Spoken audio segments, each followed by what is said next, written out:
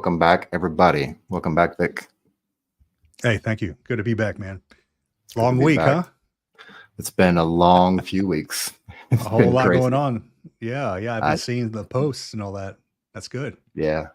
I tried to do as much as I could, man. It's just me. I'm a one-man band. I wish I would have had somebody walking around with me, just following me with a camera the whole time, because if I could have captured everything that I experienced over this past week, I don't know if it'd be interesting to anybody out in the audience, but for me, it's been one of those eye-opening kind of things. I mean, as being in the military, and a lot of you out there in the audience know, like, you go TDY, you go to these different conferences for your different things, whether it's logistics conference or a signal conference or whatever. And you just really get to experience a lot of networking and a lot of things like that. It's chapter 4 in our book, which also released this week on Amazon on Kindle. But with this particular conference, like, every single person I spoke to was doing something in support of the veteran community, of the veteran spouses, of the military spouses, of the military members, of the kids. It was literally everybody in support of one of those facets of the military, and from all different walks of life. People were doing music, people were doing art, people had a ton of consulting people were there for different things, life coaching and all kinds of things like that. They had a lot of retirees. There were a few active duty folks that I met. So it just, in the whole span of it, like, it was a little bit overwhelming because there was just so much stuff to do and so many people to meet. And I spent a lot of time having a lot of one-on-one conversations with a ton of people. I actually recorded a podcast on somebody else's show while I was there as well. So excellent. Yeah, man. Yeah. I saw the photos, man. I wish I could have made it out there. That would have been great. Unfortunately, things happened here on my side, and fortunately / unfortunately, right? Because we had a lot done on our side as well. But yeah, I mean, there's always next year. I don't foresee that whole convention being a one-time thing, or just, it's going to keep going. I think there's enough push for it, enough want for different military influencers to show what they're doing to continue having that. So I look forward to the next year, and most likely we'll attend the next year's Military Influencer Conference. Awesome. But I am glad that you got a chance to go out there and show face and represent the podcast. That's awesome. Yeah, and this is the app that we use. It's called the Wova app, and literally it's everything involved in the conference, and it's also like the way to communicate with everybody at the conference. Every conference attendee was listed in here, so you could just search for their name or whatever. You could actually scan their little QR code, and it would pull them up, and then you could start a dialogue with them that way. I set up a podcaster's kind of meet and greet lunch thing through the app, and just threw it in there, and like 20 people came out of nowhere, just showed up, and they're like, "Hey!" Oh, right on. So it was really cool. It's really cool, and you get to keep track of everything.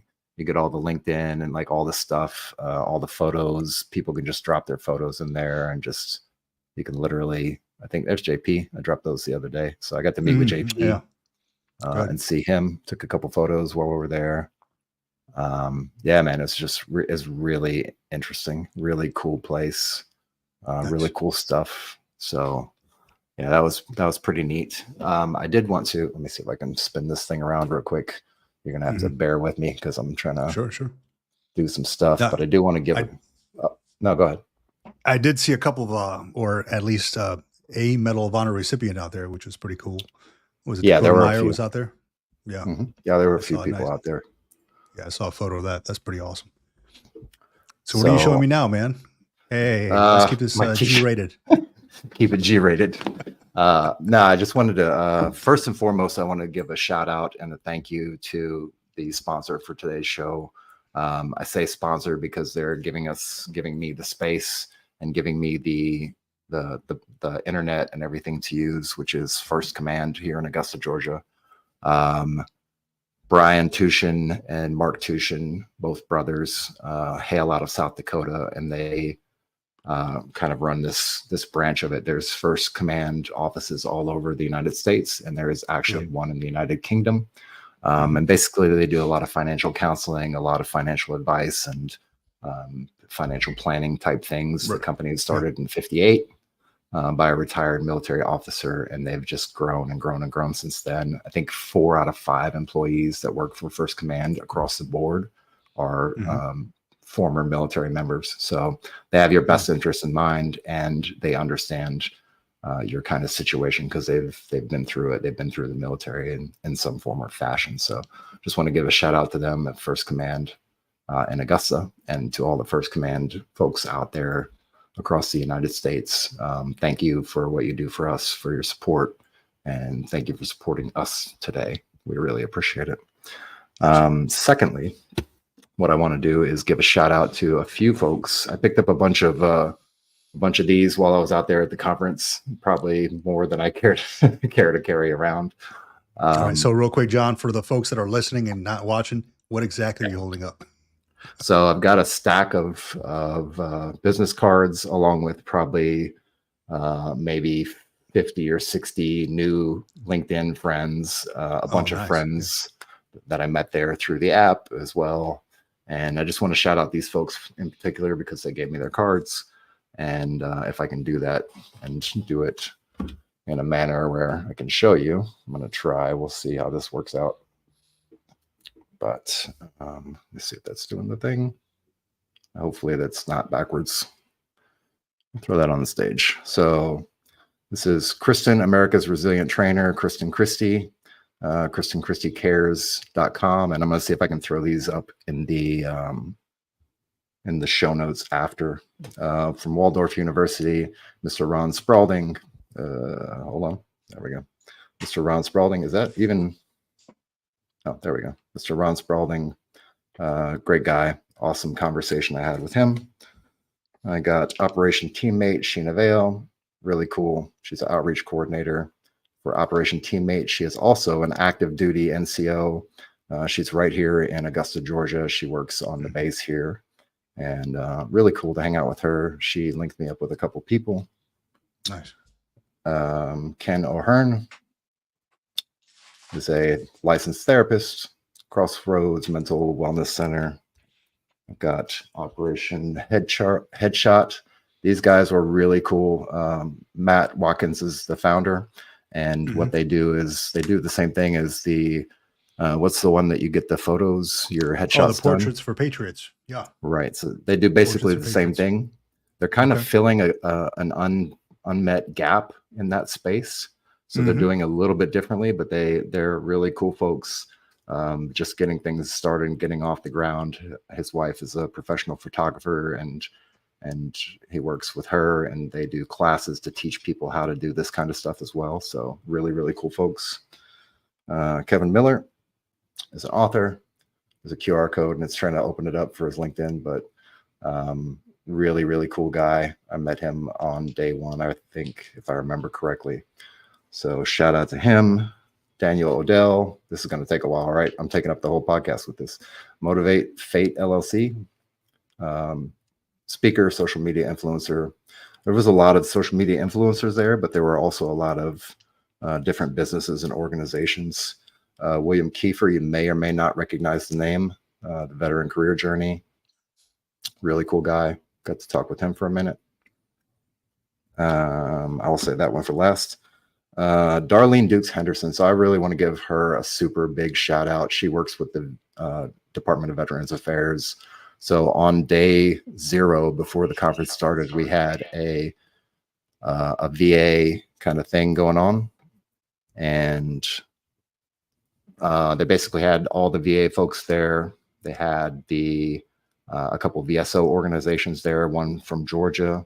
And then as well, they had the CMP examiners on site. So they were actually able to fill out your paperwork, get you in touch with the VA, get all that stuff processed, and then send you directly out, almost immediately out to the CMP examiners and get your CMP exams done. So I put in a couple increases and added a few things to my VA disability.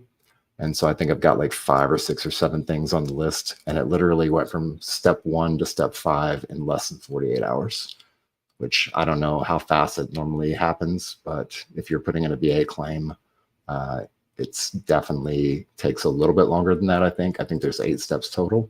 And if you know, you know, like if you know about VA claims process or you've done it, you know kind of what I'm talking about. So that was incredible. Darlene was really great, a retired veteran herself, and she really gave me the directive, the knife hand, and she was like, look, go and do this, go do this, go do this, go talk to that person, and then go outside and get examined. And that's what I did. So that worked out really well. David Kane, I think he's going to be coming on the podcast sometime. We got to talk to him. He does Heroes Home Advantage. So that's, like I said, a lot of different folks out there. The JMac podcast, Joshua, that's his little tagline. So really cool dude. Keith Cassant, U.S. Department of Homeland Security. The Shepherd Center, Alexandria Carvalho, and if I mess up any of these names, I apologize. Former Marine, what do they call it? Not a former Marine. Yeah, you're right. Former Marine. Former Marine. Okay. I know I said it wrong once, and somebody was like, no, it's not that. It's once a Marine, always a Marine. I was like, yeah. You might have said ex-Marine. That's might have been what it was. And I had to slap myself for that. Patriot Power Up with Sam Peterson, Director of Veteran Programs for Patriot Power Up. And I've got Amber Dietz. You can't really see the name on here, I don't think, but she does a podcast. And I believe it's through the MBR, right? Should be through MBR Radio. Yeah. So MBR Radio actually had a few folks out there. I've already been in contact with MBR Radio for well over a few months and talking to them and doing some stuff with them back and forth. But they've got 30 or so podcasts on their platform for veterans for all different things that you want to know about. The Drive On podcasts will also probably be a future guest on the show, Scott DeLuzio. So I was in contact with him. That's the QR code if you want to screenshot it. And then last two, but not least, the Amp Productions. This was just a local production company in Atlanta. I actually was sitting outside taking a break, trying to cool down a little bit and just take a breather. And one of her guys was walking around the kind of the stadium area there, and she stopped and we talked, and we probably sat out there for about an hour just chopping it up and talking about podcasting and video equipment and audio equipment and recording stuff and taking pictures and producing videos and like all that stuff. She linked me up with someone else, and I was on their podcast. So that was really cool, and I really appreciate her for doing that, and I just want to give her a shout out as well. She's doing some amazing stuff. So if you're in Atlanta, or even if you're not in Atlanta and you need some production folks, they're awesome. And last but not least, Vets2Industry, Mr. Brian Arrington, and he's the founder and president of Vets2Industry. They do a lot of connecting veterans to businesses, and we're going to probably learn a little bit more because that's who we have on the podcast today. He's sitting in the background waiting for us to bring him on. So that's just a handful. There's a ton more people that I probably haven't shouted out. And I'll try to do that in my own way, in my own time. And you know who you are. If I got to meet you out at MIC, thank you very much for just really being super friendly, being super helpful, teaching the new guy the ropes. And yeah, that's pretty much it for my flowers today.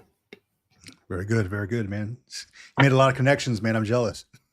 Yeah, tons of connections. Awesome. And I'm curious to hear about Brian's journey and what he brings to the table for veterans as well. Yeah, absolutely. So I think if you're ready and he's ready, unless we got some other things to discuss, we can bring him on. All right. Got the thumbs up. We're good to go. So wait, one more shout out. The Daniel Faust. This guy is a Air Force reservist. I met him out at MIC day one with the author. Where did his card go? The author card. Anyways, they were sitting down. I stopped by their table, and sat down with them. They had two chairs open, and they were actively trying to get people to sit them, and people were just walking by. So I just happened to sit down. But me and Daniel linked up back and forth during the whole conference. He runs a podcast called War Hero to Superhero. It's a very religious-based, values-based podcast. And I think we're going to do some connective stuff in the future. So shout out to Daniel, super, super nice guy. And also number 2 on the leaderboard for the whole entire conference. So really awesome, man. Yeah, doing some good stuff. So I just want to shout him out too. I don't want to forget him. All right, enough of me. I'm going to stop talking and shut the hell up and let some people talk. Let me bring Brian on the stage here. All righty. Brian, welcome to the Military Retirement Podcast, man. Nice to have you. Yeah, I appreciate it. Really honored to be on here, and looks like it's going to be a great show. Absolutely, man. I do have a question for you, man. Are you a fluent piano player? No. That's just for show. I'm just kidding, man. That's just props in the background. No, it's all good. Yeah. It's all good. Yeah, I like that. To make me look smarter than I am. Is that right? Yeah. No, you're all good. Awesome, man. Yeah. So I'm curious. I've seen Vets2Industry on LinkedIn. I've seen like talks about them, but I've never really looked into it, man. Like, what can you tell us about Vets2Industry? Yeah, well, so I started Vets2Industry in my last year on active duty. I did 20 years, 1 month, and 12 days in the Air Force as a military police. And in my last year on active duty, I learned that there was over 45,000 veteran service organizations nationwide that provided free resources and services and benefits and scholarships to us and our families. But nobody freaking tells us about it while we're serving. The DOD doesn't tell us about it. When we go to our transition class or TAP, they don't tell us about veteran service organizations. And I said, this is crazy. And, I was at E7 Master Sergeant, and all I could think about was how many airmen had I let get out the military without setting them up for success on the outside due to my own ignorance on the existence of all these free resources. And how many of them have become part of the 44 who've killed themselves a day since then, or unemployed, or underemployed, or on substance abuse, or divorced, or homeless, or incarcerated, or any combination thereof, because I, Brian Arrington, Master Sergeant Arrington, did not tell them about a free resource that could have saved their life and given them hope leaving the military. And so I said, well, there's got to be a place, there's got to be a single site where all these free resources are co-located, right? It would make sense. And I was searching and searching, and I couldn't find one. And so in my last 6 months on active duty, when I had an actual post that went viral, had about 640,000 views on it, 1,100 comments, and it was talking about veteran transition. And I had a bunch of veteran advocates coming to the post, asking people, hey, have you heard about 4Block or Still Serving Veterans or Bunker Labs or, IVMF? And everybody was like, what? What's that? And I realized these people can't wait for a resource library. They need one now. They're going to become part of that 44 kilometers a day, tomorrow. Some of them were getting out that same week. So I looked to find someone who could help me build this resource library, but I had no technical background at all. So I did a LinkedIn outreach, sent out a bunch of requests for people who had a background in social media and web design. And a lady reached back out to me, and I basically said, I want to build the Library of Atlantis for veterans, military spouses, and family members, but I don't know how to build a website. Can you help me? And we got on a 15-minute call. And at the end, she says, you had me at hello. Not only will I help you build this, but I take on one pro bono client a quarter, and I'm going to make you my permanent pro bono. Her name is Bobby Young, 6-year Air Force vet. And I gave her 72 resources that I had curated and vetted myself in that year time. I should say really those 6 months time. And now we have over 1,000 free resources on the website, fully vetted. We have 8,000 resources that are in our queue that have already been vetted. We are now going through and tagging them all for our online catalog library so they can be on there. But once we do that, we are going to be the largest single site repository of free resources for service members and their families that's ever existed. So I'm really proud of that. And that's just one facet. Yeah, that's just one facet of what we do. The other big thing is every month we hold these virtual networking events where we bring together companies from around the country. We've had Amazon and Google and Lockheed and Boeing and Northrop and Hyundai and FEMA, Activision Blizzard King, you name it, all coming on this virtual networking event and connecting with transitioning military members, those that are still in with time to go, veterans and military spouses, all looking for career opportunities. And we bring them together into these breakout rooms, give everyone the opportunity to give their elevator pitch and watch the magic happen. And people are connecting in real time over a Saturday or a Tuesday. And people are getting hired out of these events, but they're not career fairs. That's really important.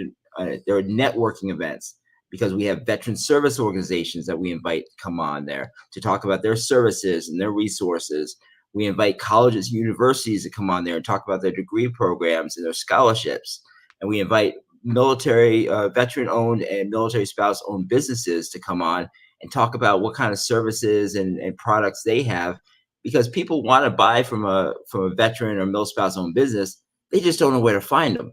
So we give them that opportunity to get their name out there a little bit and see if people want to purchase their products or services. You know, this is excellent, man. I'm on your website right now, and just the amount of resources on here is incredible. I mean, it has from events, you know, it looks like you're going to be having, what is this? Job boards coming up. So it's kind of like a one-stop shop really for veterans who are getting out. And I think that's essential what you're doing, because that's exactly what I was looking for. Like, hey, look, I need to find a mentor. I need to find some kind of direction. But if I would have known about Vets2Industry, I probably would have used you guys when I was getting out. But no, this is great, dude. Yeah, and we have so much more that are coming that I'm sure we'll be sharing during the show. But like we just got done in August with our first annual networking cruise. It's a networking conference. Wow. We did a carnival. We wanted to try something different, you know. So we got a Carnival Magic cruise down to the Caribbean, to Puerto Rico, Dominican Republic, and Turks and Caicos for 7 days. We invited veterans and active duty members and military families from around the country to come. We ended up having 53 veterans and their families come on board Carnival Magic, and we did a 7-day networking event where we had 5 seminars throughout the sea days. We did it on mental health. We had a really strong mental health session with Alfredo Torres, my vice president, who's just phenomenal. If people haven't met Alfredo Torres, you need to find him on LinkedIn. You need to follow him. He's just a killer in the veteran transition space. Then you've got, we had a networking seminar. We had AI, we had cybersecurity, and we had family relationships. And we're planning a whole new group of seminars for our next year annual cruise. But the cool thing was, during the cruise, everyone became like best friends. Like most of us didn't know each other before the cruise started, and we were going on shore excursions together. Our families were talking. The kids were playing in the ship clubs and in the waterworks. And you know, by the end of the event, we're all like best friends. And you know, a lot of those people are going to be coming to next year's cruise, which is going to be on Carnival Horizon. We're going to do an 8-day cruise to Aruba, Bonaire, and Curacao. And our good friends at Charles Butler Tours and Travel are taking the reservations for that cruise right now. They're booking. And we've got tons of companies that are coming. We got tons of service members that are going to be there, veteran-owned businesses that are going to be coming. And you know, the more the merrier. We've got 118 cabins basically reserved for us, and we're trying to fill them all. So if anyone's interested in coming on a networking cruise, something completely different than what you ever experienced, and instead of having like a 1-day or 2-day event where you see people for a few hours, you're on a 24-hour, 7-day cruise, 8-day cruise, and you got activities to galore, shows to watch, just hanging out. We played dominoes and talked a lot of crap about each other's branches of service while drinking beers and pina coladas. It was just awesome. That's good. That's good. So how does that work? Like, do they, are there like breakout rooms on the cruise ship? So we Carnival has been giving us rooms, like conference rooms and other areas. Like we had the piano lounge, and they gave us that for a period of time. And one of the auditoriums that we're in, it was really awesome. And we just had our thing. We recorded everything, so we're gonna be putting them all on our YouTube channel so people can actually watch the seminars that took place. And we just had like a total blast.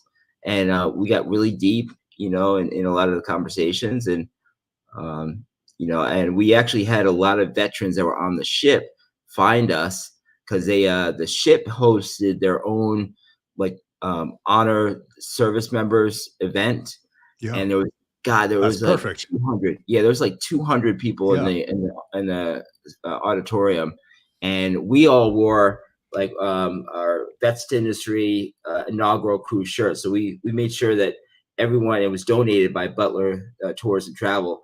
Everybody got 2 shirts specifically about Vets2Industry's inaugural cruise. So we had a sea of blue shirts. There was like 30 or 40 of us in this room with these 200 other veterans from all different eras: Korean War, Vietnam, you had Desert Storm, you had OAF, OEF. I mean, everyone was sprinkled in there. And we got a chance to speak, stand up and speak, tell them who we are, what we're about. And at the end of the event, about 70 or 80 of them literally came up to all of the blue shirts, all of us, and were asking questions about resources and benefits. And they were like, yeah, I've never filed a disability claim, or yeah, I've never gone to school, or whatever. Like, what can I do now? Am I too old? And we were just giving like a clinic. It became a clinic, helping all these people out. And they even had to kick us out because we were in there for like another 45 minutes. They had another show to prepare for. So the staff had to like, you guys gotta vacate. But it was amazing. Isn't it incredible how many people don't know about their benefits, or how many people don't file like for medical disability? It's amazing. There's 19 million veterans in the U.S. Just the sheer number of people who haven't used their resources or benefits, don't know they exist. That's the whole beauty of Vets2Industry. Like we have 200 to 240,000 transitioning service members a year that get out. You can only imagine if they're not told about these free resources, and how many of them can really benefit from knowing that they can get a free PTSD service animal while serving on active duty, or when they get out, or that their kids can and their spouse can go with Chapter 35 benefits and go to school for free. There's so many things that just we're not aware of. And the 5 days TAP class does not prepare you to transition out of the military. It just doesn't. Yeah, I completely agree, man. Completely agree. So how, if somebody, say we have a veteran who's about to leave, say the Air Force, Army, whatever service, right? How do they get connected with Vets2Industry? Well, the beauty is hopefully knowing somebody that is connected to us. Mm-hmm. But the easiest way is for those people who are watching or listening and can get the word out. Vets2Industry.org is our website. There is a ton of information on there for you and your families. We have blog articles on there that teach you about transitioning. We have something called the Proven Checklist of items and videos and how to create your LinkedIn profile. I have 112 volunteers globally that are all either active duty, military, Guard or Reserve, veterans, or military spouses, because military spouses are included in that, that are available to guide, mentor, and coach everyone.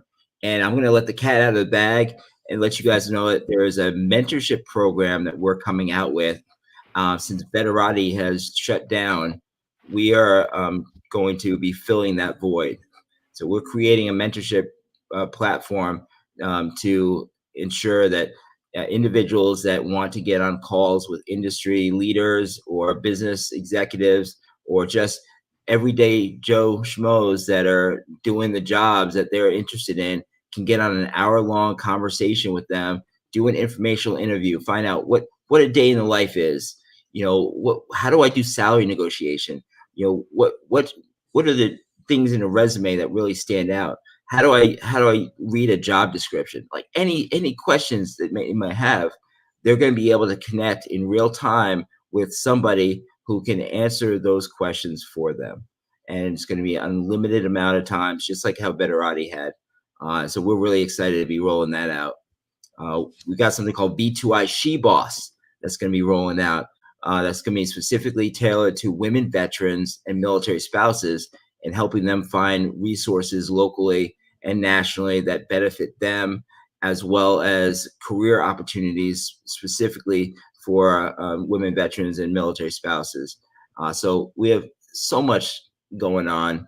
We're looking at building local vet resource centers around the country in areas where there's chambers of commerces, so that we can pull the local resources of charities, the things that the people that are doing really good things, and be able to partner them up with individuals that, you know, might be in areas that they don't even know have support, because there's not just veteran service organizations, but civilian agencies. I mean, they're all civilian, but you know, you have public sector charities and things of that nature that help the homeless, help, you know, feeding people, whatever the case may be, and veterans can use them. They're not specifically for veterans, but if a veteran can use a resource, we want to know about it and connect. And we're doing a fundraiser drive this month, October through December, where we're reaching out to everybody, and we want them to just inundate us with as many free resources that they have locally that they know about. And we're going to be doing kind of a benefit drive for that. So people that send us resources locally will get free entries into our huge raffle. And what we're going to be raffling off is a free cabin on our next year's cruise in 2025. So for you and your family. So the more resources you give, the more free entries you get, and then the chance to win, you know, a week-long cruise for you and your family. It's a win-win for everybody. It's beautiful, man. It's beautiful. Yeah. I mean, just to give a short little backstory, like when I bumped into you and we were talking and you mentioned like you were putting together this database of resources for everything. I mean, I don't know if you remember the reaction on my face, but I was like, oh, this is awesome. Now I can stop doing it on our website and stop trying to gather this stuff up, because it's so many things, man. And you've got thousands and thousands and thousands of resources listed. And I'm just going to literally point the link straight to your website so they can go find that stuff. Because basically what I wanted to stop. I wanted to eliminate the need for people to research you on Google and look for something that they don't even know exists.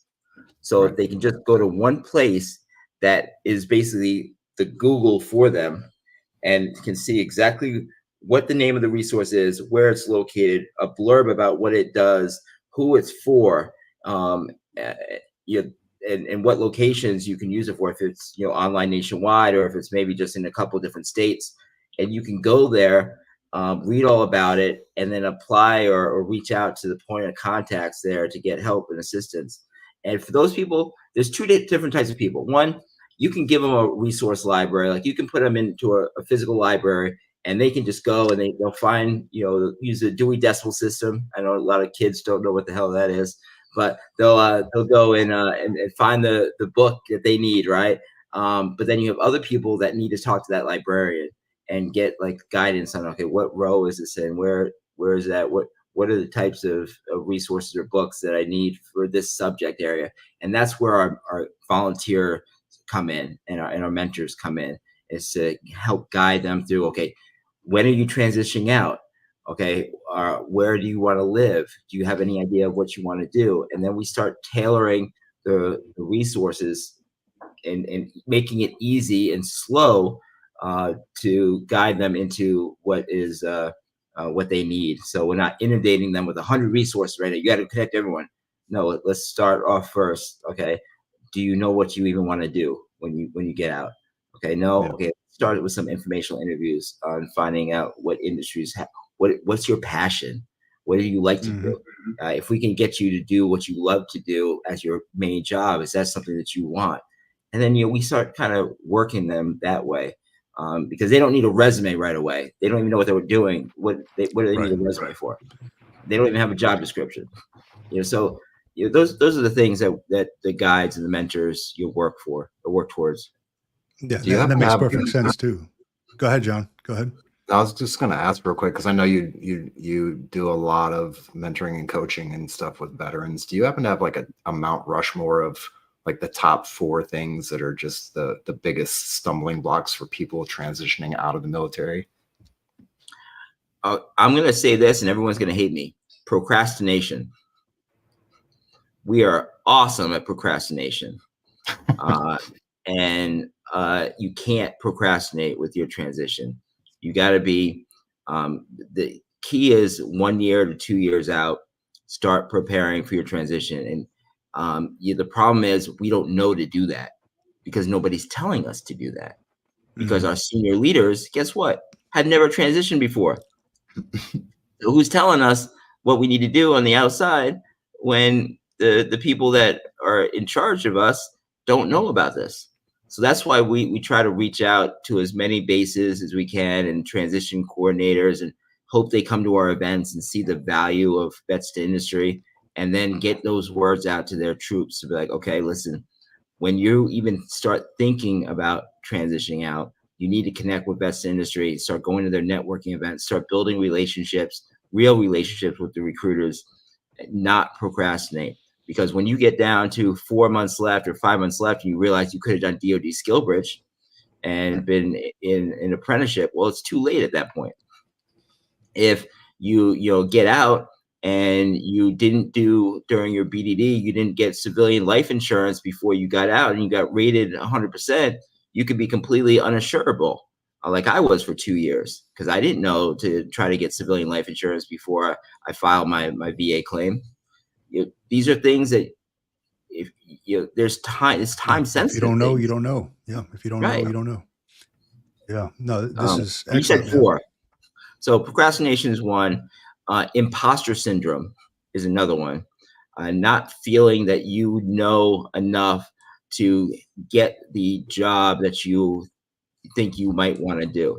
And I say think you might want to do because until you're actually doing the job, you don't know if that's what you're gonna want to do for a while. And then also the thought process is, well, whatever career I get into, whatever company, I got to stay there for 20 years because I did it in the military. You don't have to do that. You can quit. Like that's like that mind blows everybody when they're getting out. You're free. And you're free now. You're free. You don't have to stay. Like I've rage quit if you want. Yeah, I've quit 2 jobs. Well, I just quit, but I left 2 different jobs. Well, really 3, because the third one I then moved over and did full-time Vets2Industry.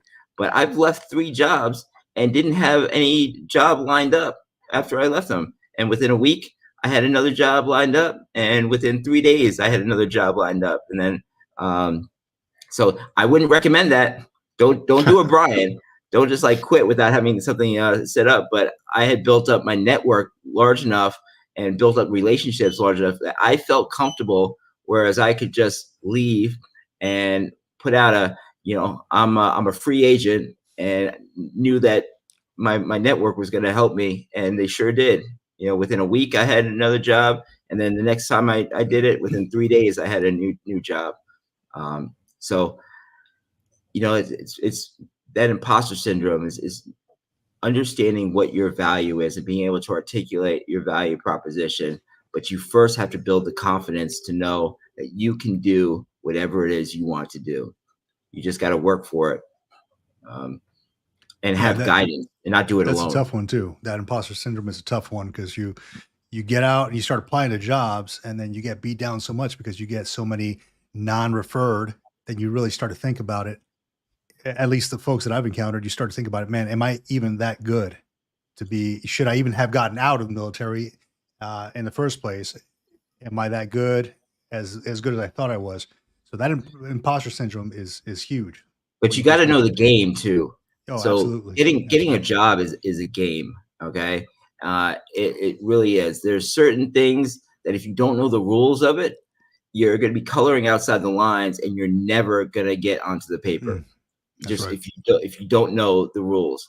Not knowing the job description is like not knowing it's like getting the answers to the test and knowing exactly based on the first thing that they ask for is the thing that they want the most. So can you highlight something that you've done in your past that shows that you can do that job and do it well? And can you quantify it to give them the understanding that not only can you do it, but you have done it and you've got the t-shirt to prove it.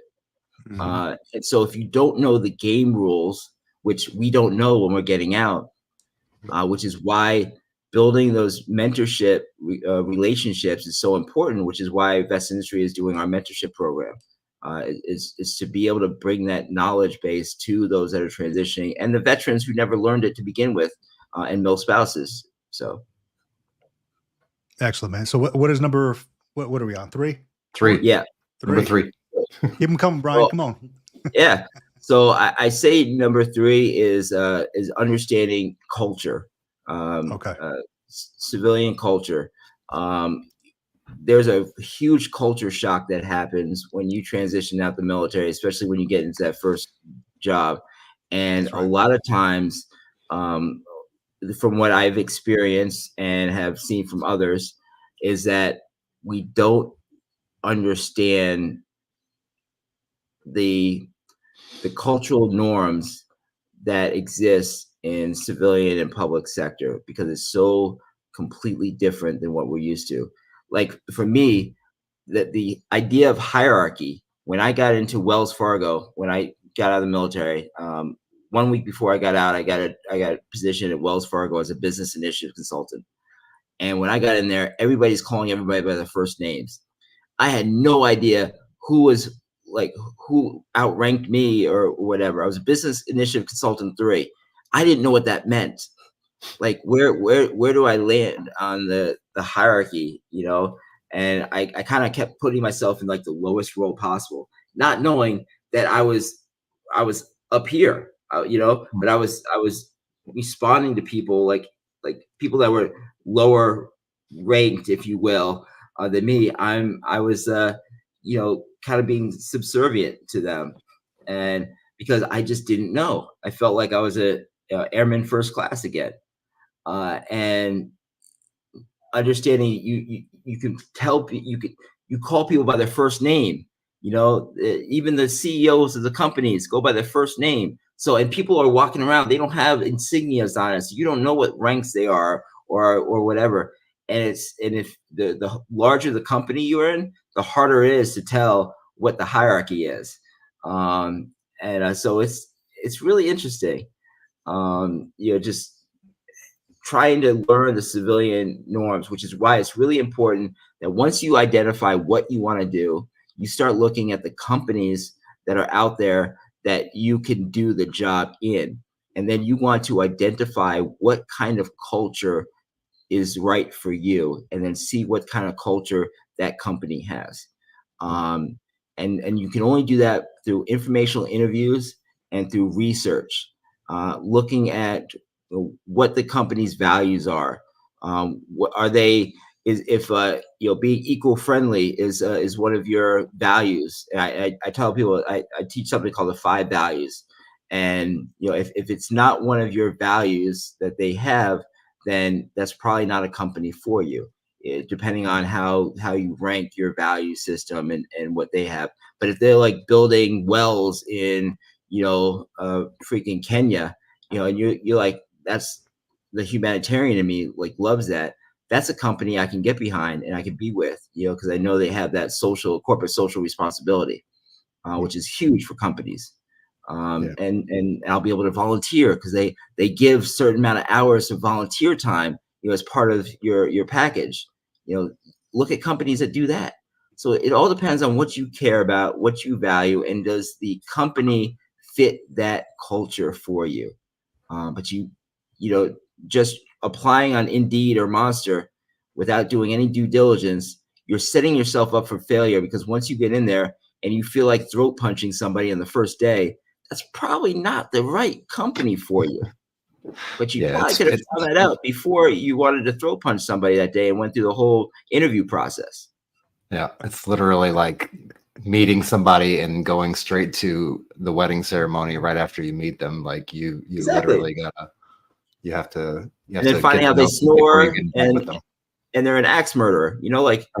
I should have looked at your record before I married you. That's right. Crazy. And number four should have been number one to me. So what's number 4? Okay, so I think number 4 is balancing your family with your actual job. You do not have to work 80, 90 hours a week anymore. You can find something where you're not the boss. You don't have to go right into management. I've been an individual contributor making 6 figures in almost every job I've had since I got out the military, not having to manage one person. Because I tell you what, when I got out the military, I was managing 100 people as an E7. And the one thing that I didn't want to do when I got out was be in charge of anyone. And I landed a role at Wells Fargo making $125,000 a year. And I was the lowest rank on the team, individual contributor, had nobody that I had to, report on anything. And it was beautiful because I saw what the managers had to go through at Wells. And I was like, thank God I'm not a manager. And then there's all these rules on HR and things that you have to learn, because managing civilians is completely different than managing the military workforce. And you just don't, unless you want to pull your hair out and learn a whole different HR system, man, it was great being an individual contributor. But then what that meant was I didn't have to spend that extra time rating on people, and I could spend that time with my family, and I could balance. I could go on vacations. Oh my God, like that's huge. So I think understanding that you can balance your work-life culture, and if you don't like it, you can quit. You really can. It's the best part. It's the best. You don't have to give anybody notice before you leave or anything. If you don't want to, that's not a good practice. Now, let me preface this. Don't burn bridges on your way out. Because the community is small. You burn some bridges, it could affect you going into another company, especially in the same industry. Because a lot of people in the same industry talk. And if you burn a recruiter, you are definitely going to know about it, because recruiters all talk to each other. They all talk to each other. And a lot of times they will send people to other recruiters that they don't have something in their company. So you don't ever want to burn a recruiter. Don't do it.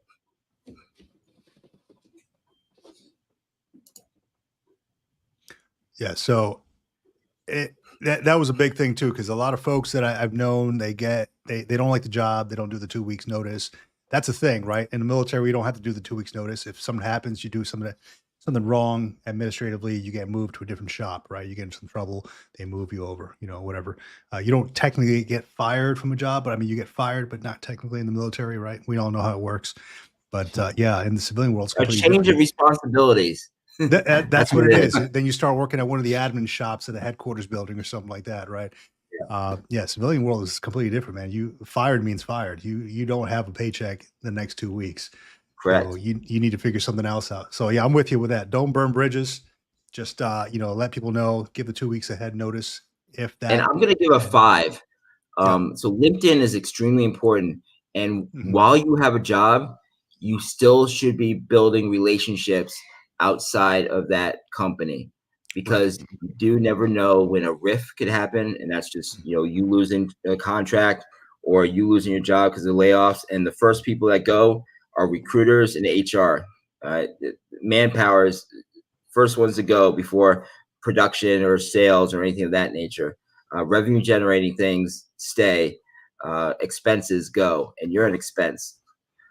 So don't stop using LinkedIn. Like, I see this all the time. A person gets a job and then they ghost LinkedIn for 6 months, 8 months, not on there. Then all of a sudden, hey, so I'm looking for my next opportunity, and they're trying to go back 6 months to the people that they used to talk to, and like, where's, Yeah. You know, it's transactional at that point. You don't want a transactional relationship. Right. So Yeah, you got to put in some work. That's one thing I learned from LinkedIn is you got to build that network and keep that network. You got to put in the work. As much as you expect out of it, you have to put into it. yeah, and don't do it alone. You got to support out there. There's a huge veteran advocacy. I'm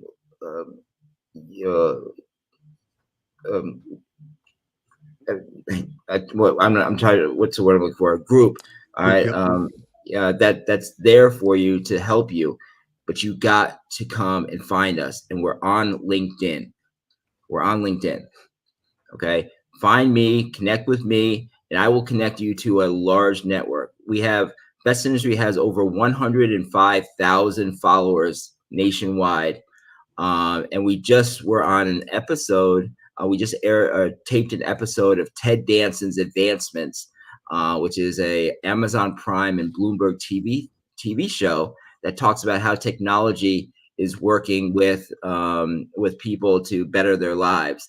And so we're on there with our prime sponsor, Signal Health Group, who basically saved Vets2Industry. Is funding my salary for a whole year along with my COOs. And because of them, we were able to tape this episode of Ted Danson's Advancement, which is going to be aired this fall, talking about how Vets2Industry is helping people out using technology, helping our military community. And they get 1 million viewers an episode. So we're gonna blow up here shortly this fall, even more so. And so reach out to me. Reach out to support@vets2industry.org if you have any, issues or need help or assistance at all, and we will get somebody, a volunteer, to come and speak with you and try to work your problem to a solution. So that's what I got for everyone.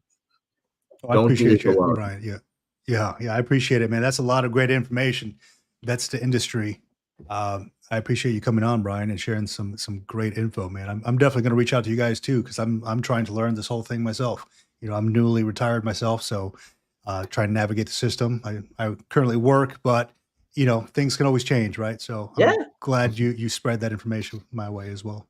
I appreciate it. Yeah, you're our target audience right there. Yeah, you're absolutely. Right in that window.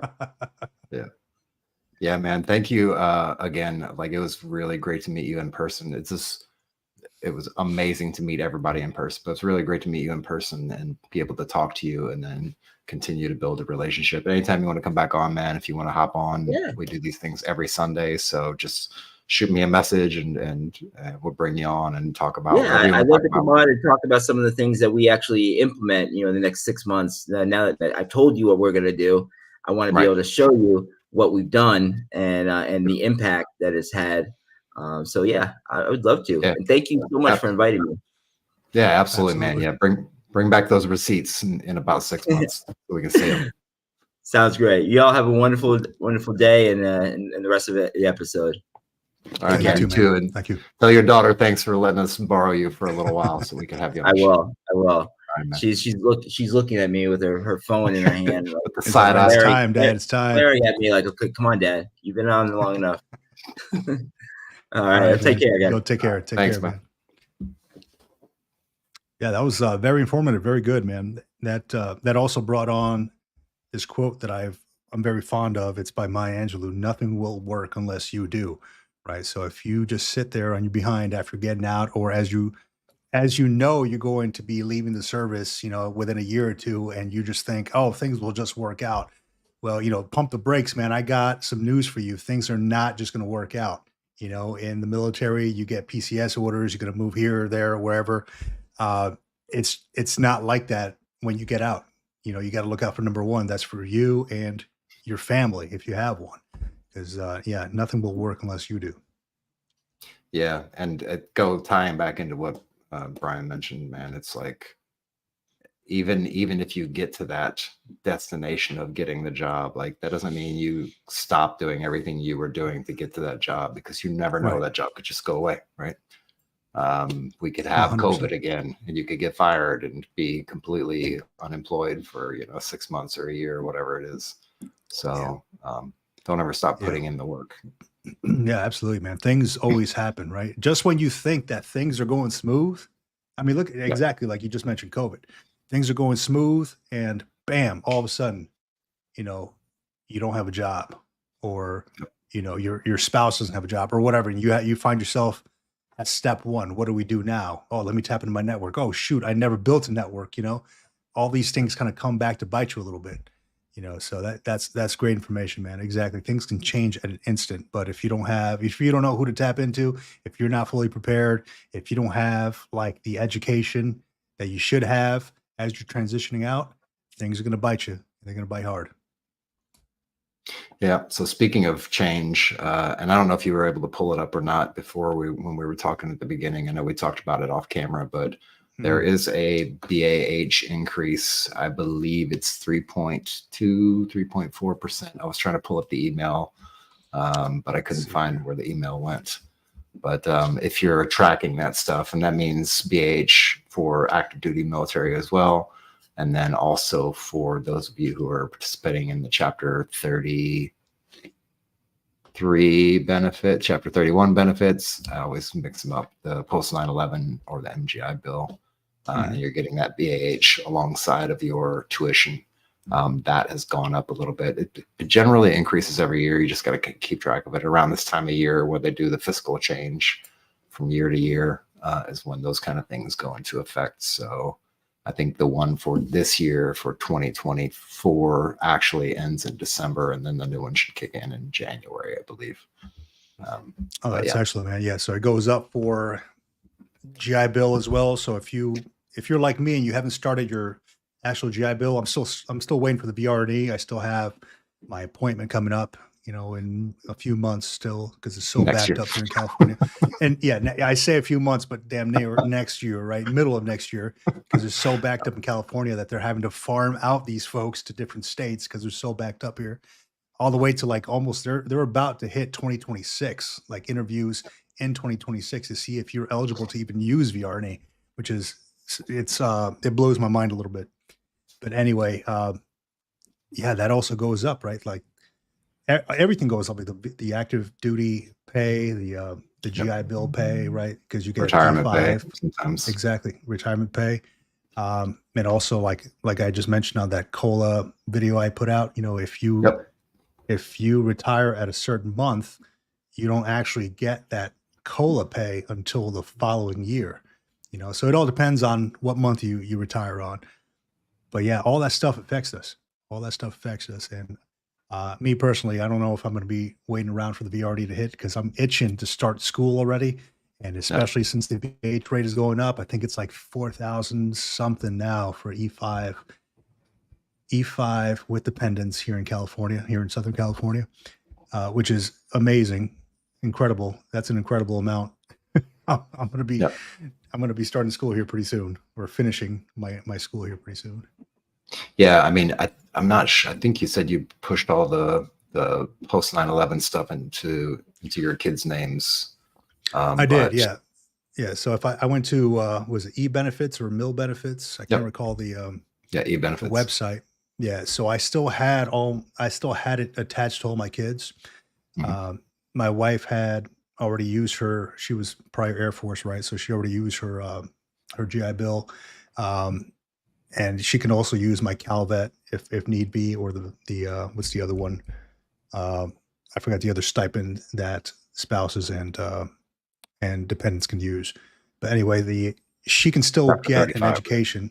What's that? I think it's like chapter 35. Yeah, I think so. Yeah. So there's no real need for me to give them my GI Bill anymore. I was just holding on to it for my kids. But being that, for one, we live in California and they get to go to school for free under CalVet, and they also have that other chapter that they get to go to school under with the stipend, I can just freely use my own GI Bill if I want to, which I intend to do. Yeah. So there's no need to really hold on to it for them anymore.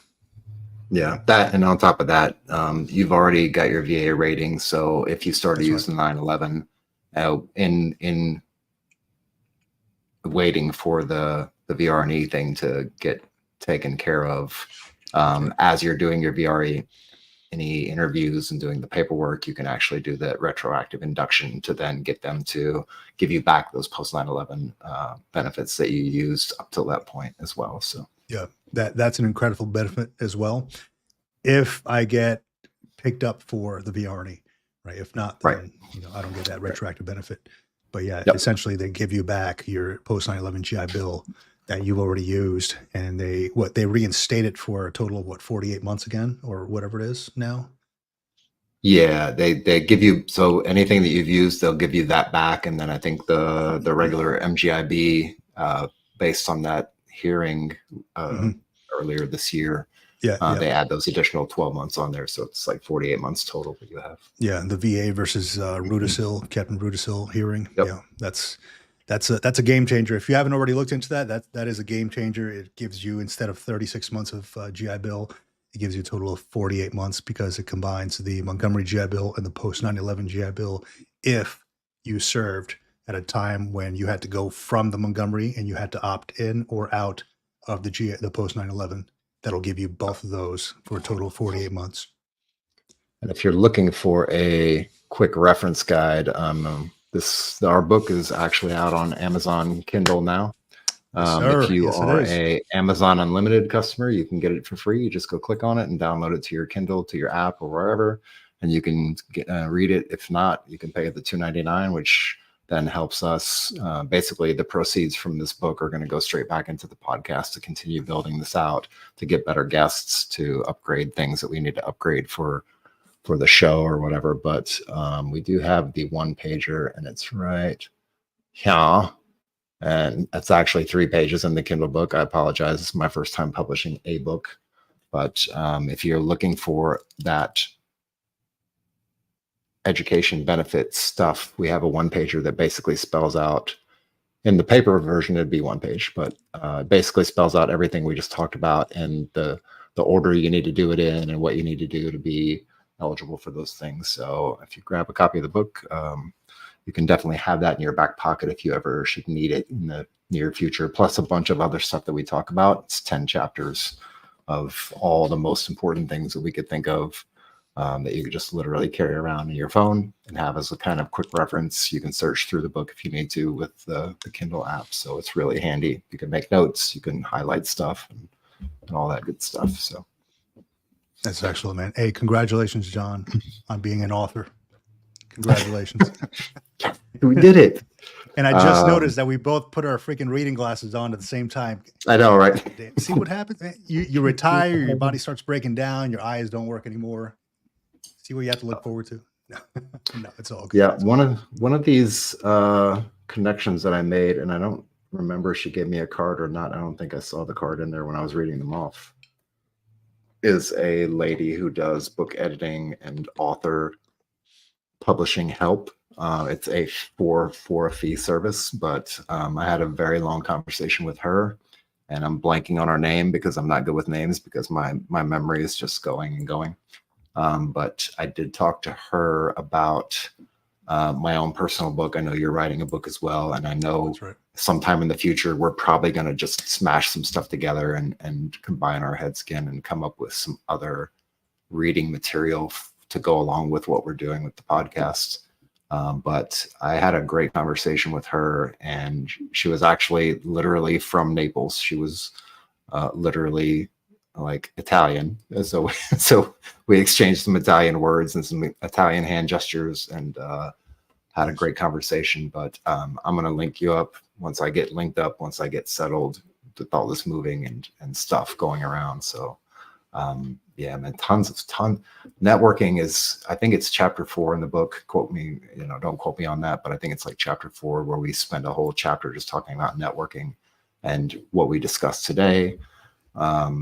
As well, it's really like this continual thing that you can do, and it doesn't necessarily benefit you immediately in the instance where you make the connections with people, but there's a serendipitous element of it that can give you benefits, years down the line when you bump into these people again, or they bump into you, or you help somebody or they help you. It's really just it's a bank.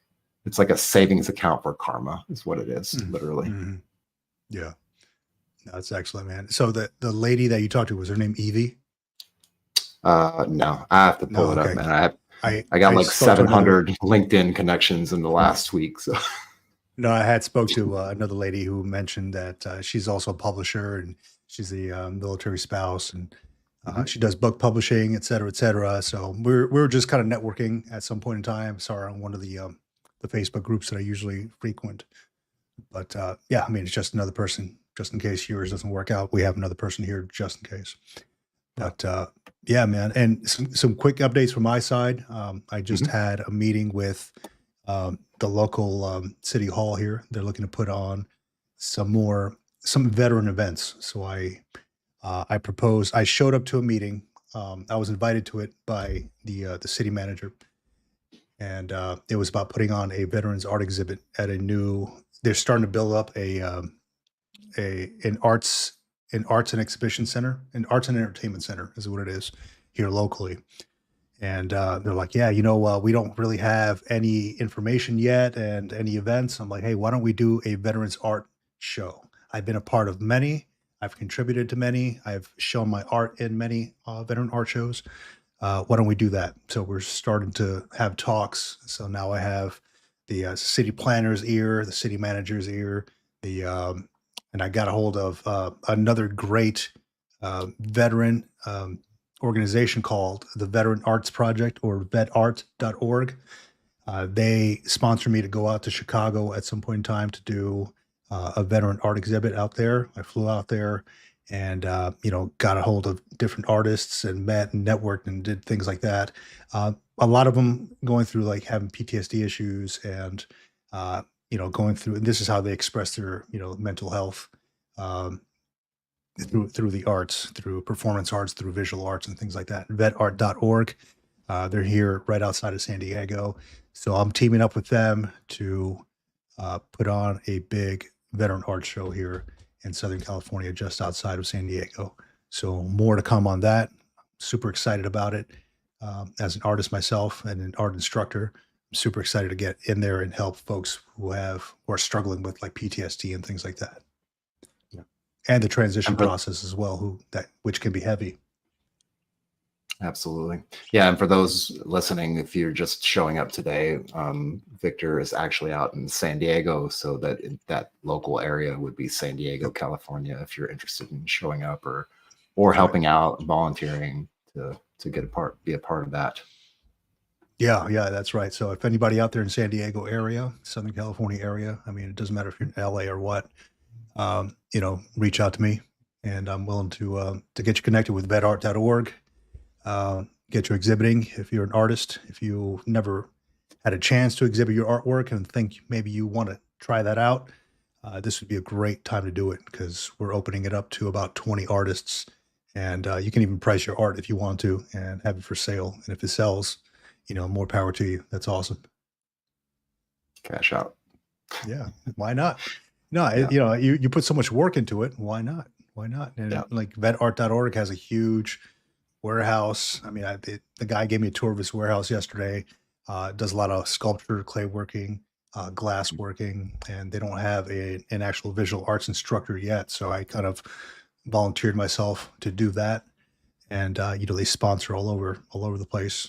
They'll fly you out if they have the money for it. They'll fly you out to different places to exhibit your stuff, to judge, to whatever is needed, because they're a nonprofit. They work off of grants and things like that. So It's just a great program, great people. I know a lot of the folks who are involved with that. I'm just proud to be a part of that group now. Yeah. And just, I guess, kind of last but not least, thank you to everyone who's out there listening, watching, following us, who's in our Facebook community page, the military retirement group on Facebook. Those of you who are supporting Victor's channel as well, the Green Logbook. And that's kind of the title, the thumbnail for the video, is we just hit 777. I know we were waiting for 1K so that we could go to the influencer conference. I'm glad I didn't sit there and be all stubborn about it and be like, we're not going to go until we hit 1K, because it was so worth the effort and going and the expense and getting there. But yeah, thank you for every single one of you out there. If I could sit down and thank you individually, personally, I would do that. And if you can come find me and you want to meet up and we just happen to be in the same location, please reach out. I'm all down to go sit down and have some coffee and sit and conversate with you and talk with you, or just hang out. So thank you for all 777 of you out there who have subscribed so far. We don't do it for the numbers and the fame and the money, but it does help us build the channel, and it does help us get the word out to more veterans so that we can expand this community and get these resources out there and connect people and make connections with organizations and individuals. So yeah, 100%. I couldn't have said it better. Other than that, that's all I got, man. Thanks again to First Command. Thanks to Mark and Brian Tushin. If you're looking for their information, it's First Command. You can just look them up on the Googles and firstcommand.com, and you can find them for basically sponsoring the podcast today by giving space and the internet and the power to do this in a situation where power is a very scarce resource here still in Augusta. We're still recovering from the hurricane events that happened over a week ago. So still cutting down trees, still trying to get power lines replaced and fixed and get services back up in the city and get the city back on its feet. But yeah, thank you to them for giving us some sponsorship for this program. Excellent. Great show, John. Yeah, man. All the flowers. All right. If you want to catch us, you know where to find us. You see the links right here above my head somewhere. If you're watching, if you're not watching and you're just listening, it's militaryretirementpodcast.com is the kind of the main page. We're on YouTube, we're on Spotify, we're on Apple and all those other places. So thank you for listening. Thank you for your support, and we will see you again next week. All right. Out here.